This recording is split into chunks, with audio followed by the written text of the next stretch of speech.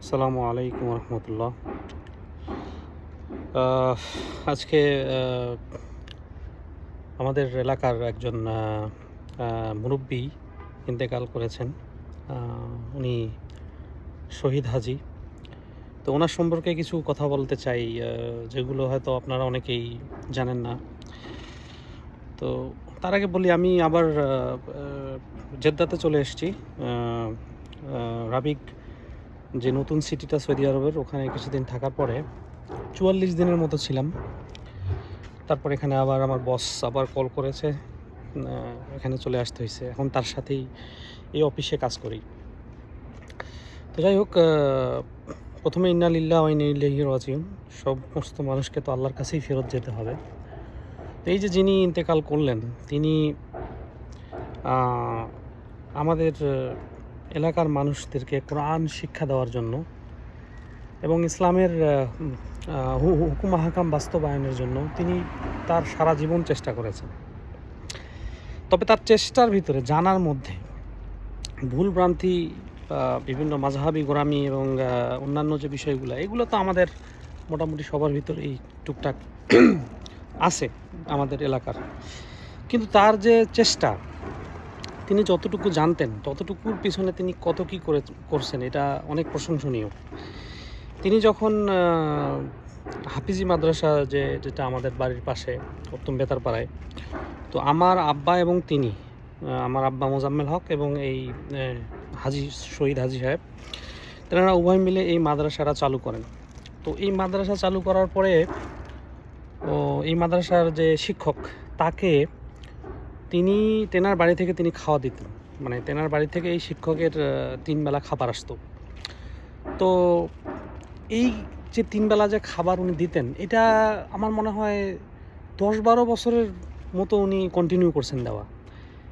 এরপরে তো এমন হইলো যে ওই ইমাম সাহেবের পরিবার, কি বলে, ওই ইমাম সাহেব বলতেছি, মানে হাফিজি হুজুর, যে আসলে মাদ্রাসার যে হুজুর, সেই হুজুরের মানে খাওয়া উনি দিতেন।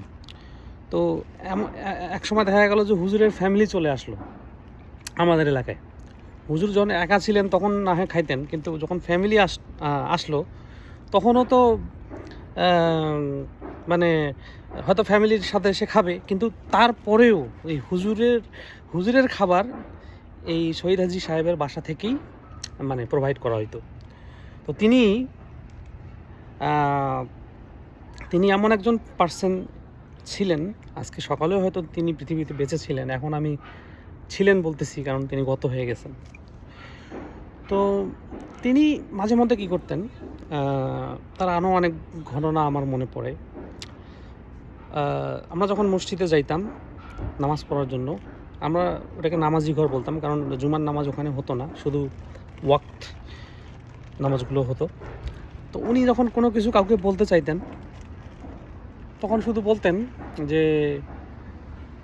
নামাজের পরে সবাই থাকবেন, বা নামাজের পরে কেউ বের হবেন না, এই কথাটা শুধু বলতেন। তা আমাদের কারো সাহস হইতো না ওই ঘর থেকে বের হওয়ার, ওই নামাজি ঘর থেকে বের হওয়ার। আমরা বসতাম, বসে ওনার মানে ওনার যে ভুলটা উনি দেখছেন বা যে বিষয়টা উনি বলতে চান, সেটা শুনতাম, তারপরে বের হয়ে যেতাম। তো এরকম খুব কড়া শাসন, মানে কড়া শাসনের মধ্যে রাখতেন আর কি সবাইকে। আর ব্যক্তিগতভাবে আমি মাঝে মধ্যে ওনার যে বাড়ি আছে, সেই বাড়ির সামনে আগে বড় একটা খুলি ছিল, বড় একটা জায়গা ছিল। তো ওই জায়গাতে আমরা যখন যাইতাম, মাঝে মধ্যে ডাকে অনেক কথাবার্তা বলতেন। অনেক সময় কাছে নিয়ে হাত ধরে জিজ্ঞেস করতেন, বিভিন্ন বিষয়ে জিজ্ঞেস করতেন। আরও অনেক স্মৃতি আছে আসলে ওনার সাথে। আরেকটা বিষয় যেটা বলতে চাই, সেটা হচ্ছে উনি ওনার সন্তানদেরকে, বিশেষ করে ওনার মানে ছোট ছেলে, ওনার নাম সাদিকুল ভাই, এই সাদিকুল ভাইকে কোরআনের হাফেজ বানানোর জন্য যথেষ্ট চেষ্টা করছেন। কিন্তু আমরা দেখছি যে সাদিকুল ভাইকে শাসন করার, সর্বোচ্চ পর্যায়ের শাসন করার হুকুম তিনি ওই হুজুরকে দিয়ে দিয়েছিলেন। তো ওই হুজুর দেখছি যে আমাদের সামনে এই মানে বাঁশের কঞ্চি, 7টা 8টা কঞ্চি একসাথে করে ওই সাদিকুলকে পিটাইতো। তো ওই সাদিকুল আউমাউ আউমাউ করে কান্নাকাটি করতো, কিন্তু কখনো উনি এসে হুজুরকে নিষেধ করেন নাই, বা হুজুরকে বরং উনি আরও হুজুরকে মানে নির্দেশ দিতেন যাতে মানে কড়াভাবে শাসন করা হয়, ইয়া করা হয়। আমার ক্ষেত্রে ব্যাপারটা উল্টা ছিল, আমি মাদ্রাসায় পড়তাম, আমার আব্বা আবার হুজুরকে নিষেধ করতেন যে আমাকে যাতে না মারে।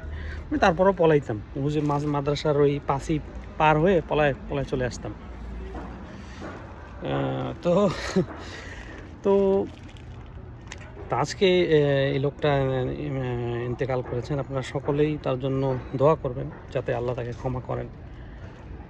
ভুলভ্রান্তির উপর কেউ না, তো আল্লাহ যাতে তাকে মাফ করেন। আর আরেকটা বিষয় নিয়ে আজকে একটু কথা বলতে চাই, সেটা হচ্ছে যে আমাদের দেশের দুইজন বক্তা, খুব পপুলার বক্তা ইদানিং, তারা দেখি মাজারের ব্যাপারে তাদের বক্তব্য দেখি সেম। কি তারা বলতেছে যে তোমরা মাজারে যাও, তবে সেজদা করিও না। মাজারে যাওয়া যাবে, সেজদা করা যাবে না। এই যে কথাটার ভিতরে কি একটা মারাত্মক একটা সমস্যা। কি সমস্যা ভাই?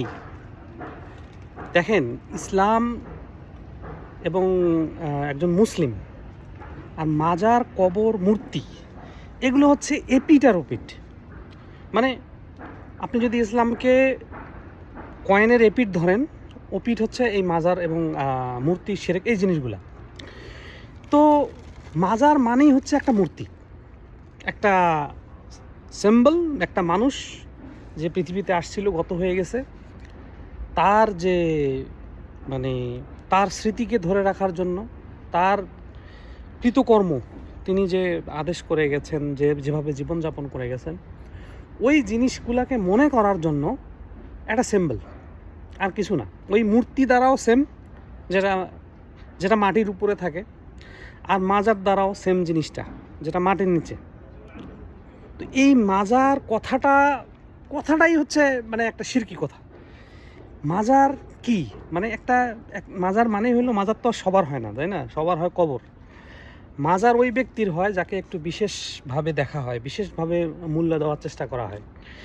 এই বিশেষভাবে দেখা, বিশেষভাবে মূল্য দেওয়ার চেষ্টাটাই হলো শিরকের দিকে নিয়ে যায় মানুষকে। কারণ ওই লোকটার ভালো হতে পারে, হয়তোবা তিনি অনেক ভালো মানুষ, অনেক বুজুর্গ লোক, কিন্তু তিনি তো আল্লাহ দ্বারা সার্টিফাইড না। আল্লাহ কি বলছেন যে অমুক লোক, নবী রাসূলদের মতো মেনশন করে বলছেন যে অমুক লোক তোমাদের যেটা বলবে সেটা শোনো? যেমন আল্লাহ তাআলা বলছেন যে কোরআনে আল্লাহ তাআলা আয়াত নাজিল করছেন যে তোমরা রসুল তোমাদেরকে যা দেয় সেটা গ্রহণ করো, এবং যেটা থেকে নিষেধ করে সেটা থেকে বিরত থাকো। তো এই যে আল্লাহ তাআলা বললেন, এই লোকের ব্যাপারে কি আল্লাহ তাআলা কোনো কিছু বলছেন? কখনোই না, আল্লাহ তাআলা কোনো কিছু বলেন নাই। তাহলে এই লোকের মানে পূজা কখন হচ্ছে? পূজা হচ্ছে যখন ওই লোকের মাজারে আমি যাচ্ছি, ওই লোকের কবরের কাছে আমি যাচ্ছি, যে আমি আল্লাহর কাছে চাচ্ছি, কিন্তু ওই লোকের আল্লাহর কাছে যদি চাই, তাহলে ওইখানে যাওয়ার প্রয়োজনটা কি? আচ্ছা, হিন্দুরা কি করে? হিন্দুরা তো ওই মূর্তির সামনে কেন যায়? তারা কি ওই মূর্তির রূপে তাদের ভগবান একসময় পৃথিবীতে আসছিল, এটা তারা মনে করে। আর আমরা মনে করি কি, এর বুজুর্গ লোক, তিনি পৃথিবীতে একসময় আসছিলেন, তিনি যেভাবে জীবনযাপন করে গেছেন সেটা হচ্ছে আমাদের মানে আদর্শ। এই একই সেম, একই জিনিস।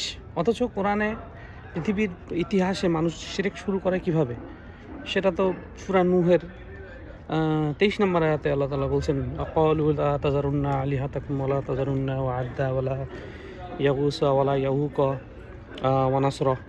এখানে আরও একজনের নাম আছে। তো এই যে তারা এই যে লোকগুলোর নাম আল্লাহ তাআলা কোরআনে দিয়েছেন, এরা তো ভালো লোক ছিল, তবে তাদের উম্মতেরা বা তাদের অনুসারীরা শিরকে লিপ্ত হইল কিভাবে? যখন তারা তাদের স্মৃতিচিহ্ন তৈরি করলো, তাদের কবর পাহা করলো, তাদের ছবি আঁকলো, তাদেরকে মনে রাখার চেষ্টা করলো। এই সরাসরি বুখারীর হাদিস দ্বারা এই আয়াতের তাফসির করা আছে যে যখন তারা তাদের স্মৃতিচিহ্ন তৈরি করলো, তখন তারা এই জন্য তৈরি করলো যে আমরা শুধু তাদের যদি আমরা স্মৃতিচিহ্ন তৈরি করি, কবর পাকা করি বা ছবি আঁকি, তাহলে আমাদের ইবাদতে মনোযোগ ভালো হবে। তো এরপরে আরও 100-200 বছর পরে শয়তান এসে ওই কওমের লোকদের ওয়াসওয়াসা দিল যে দেখো তোমাদের পূর্বপুরুষেরা শুধু তাদের দেখার জন্য ছবি আঁকে নাই বা কবর পাহাড় করে নেই, বরং এরা এদের কাছেই তাদের মানে চাওয়া পাওয়া পেশ করতো এবং সেটা ওই বুজুর্গরা এদের হয়ে আল্লাহর কাছে চাইতো। তো এইভাবে তো শিরক শুরু হলো। এই যে মাজার, কবর, এখানে যাওয়া, হ্যাঁ কবরের কাছে আপনি যাইতে পারেন, কোনো সমস্যা নেই, কবর জিয়ারত করতে পারেন, কোনো সমস্যা নেই, যেটাও আল্লাহ তাআলা মুসা সাল্লামকে প্রথমে নিষেধ করছিলেন, পরে তিনি ওনাকে বলছেন যে ঠিক আছে তোমরা কবরের কাছে যাও, কবরের কাছে গেলে জিয়ার মানে কি দেখার জন্য যাও, তাহলে তোমাদের কি হবে, মরণের কথা স্মরণ হবে। তো এরা সেই মানে সেটাকে বানাইলো মাজার, আর মাজারে গিয়ে বলতেছে সেজদা করা যাবে না। আরে বাবারে, মানে ব্যাপারটা হচ্ছে এরকম যে তুমি মদের দোকানে যাবা কিন্তু মদ খেতে পারবা না, ব্যাপারটা হচ্ছে এরকম, ঠিক আছে? তো যাই হোক, এরকম আল্লাহ তাআলা মানে আমাদেরকে হেফাজত করুক এবং সঠিক জ্ঞান দান করুক। আসসালামু আলাইকুম।